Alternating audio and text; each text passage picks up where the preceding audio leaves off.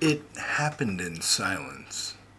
No dramatic music, no warning, just one final breath.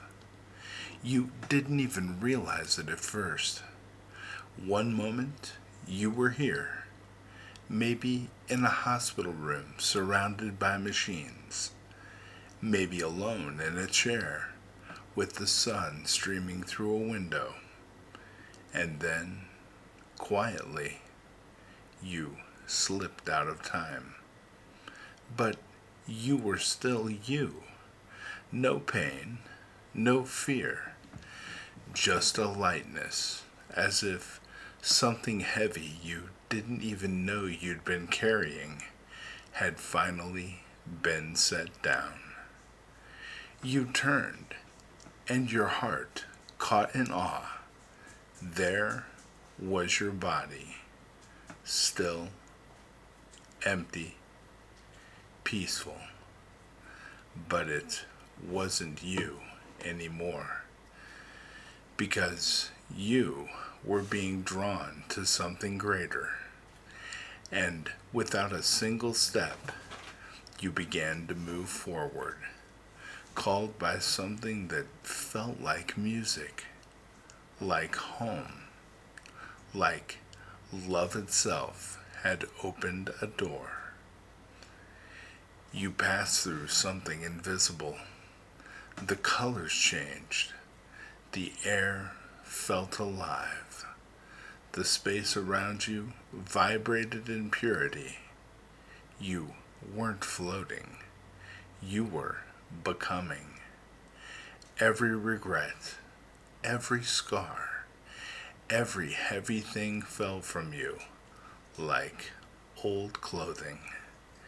And then, far off, you saw it.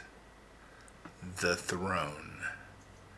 High, radiant, alive. Not made of stone, but of glory. Rivers of living light flowed beneath it. Thunder rumbled, but it was holy, not harsh. Lightning danced like joy. It was terrifying, but you weren't afraid. You were being welcomed. Countless beings surrounded the throne. Angels of fire, of wind, of pure praise. But they weren't looking at you. They were looking at him. And then you saw him. God. Not a cloud, not a man in robes, but majesty itself. Light poured from him, but it wasn't just light. It was truth, it was love, it was everything you had been searching for your entire life, but never had words for. He looked at you, not just your face, but into your soul. And in that one gaze, you knew. He had seen every moment of your life, every mistake, every kindness, every broken promise, every midnight cry, every time you felt unseen. He had seen it all and loved you through every single second. Then he spoke. My child, do you know me? The voice wasn't sound. It was a melody you felt in your bones. A voice you remembered hearing in dreams, in moments of peace, in whispers during storms. The voice of the one who was already there, even when you didn't know it. And suddenly, your life began to unfold. Not like a movie, more like a memory made holy. You saw your childhood, moments you'd forgotten, your first laugh, the time you prayed even though you didn't know how, the time you gave away your lunch, the time you said you were sorry. And you saw the darker moments too, the lies, the betrayals, the secrets you hoped no one would ever know.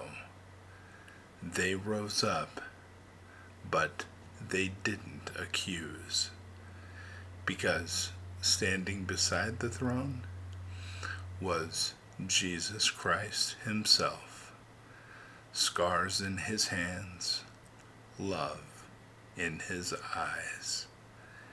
And as the broken parts of your life appeared, he gently reached out and said, I covered that. I forgave that. I healed that when you asked, even when you didn't see it. You dropped to your knees. You tried to explain, to apologize, to justify. But he walked toward you. The King of Kings stepped down from glory and knelt beside you. He lifted your face, and with tears in his eyes, he said, you were never alone. I was with you in every heartbreak, every failure, every joy, every prayer. I carried you when you couldn't walk. I called you when you wouldn't listen. And now I welcome you home. And then he did something you didn't understand. It shattered you. He embraced you. Not a formal gesture, not a distant divine nod. He pulled you close, like a father welcoming a lost child. You wept, not out of shame, but because for the first time in your entire existence, you were fully known and fully loved. And in that embrace, you realized this was the moment you were created for. Not a throne of judgment, a throne of reunion, of restoration, of home. Behind him, gates opened, not gates of gold like fairy tales, but of light, of color, of music that could only be heard by the soul. People ran to greet you, faces you had loved and lost. Laughter echoed. Creation itself seemed to sing. And Jesus whispered, this is only the beginning.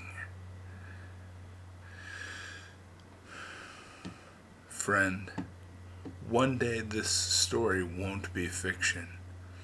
It will be your story. You will stand before the throne, and the question won't be whether God is real. The question will be, did you know him? Right now, before that moment comes, you can choose. You can run to him today. You can begin the relationship that will carry you home. Because when your last breath is drawn and the world fades away, you won't be stepping into death. you'll be stepping into the arms of the one who never stopped loving you. Amen. God bless you, my friends. Bye-bye.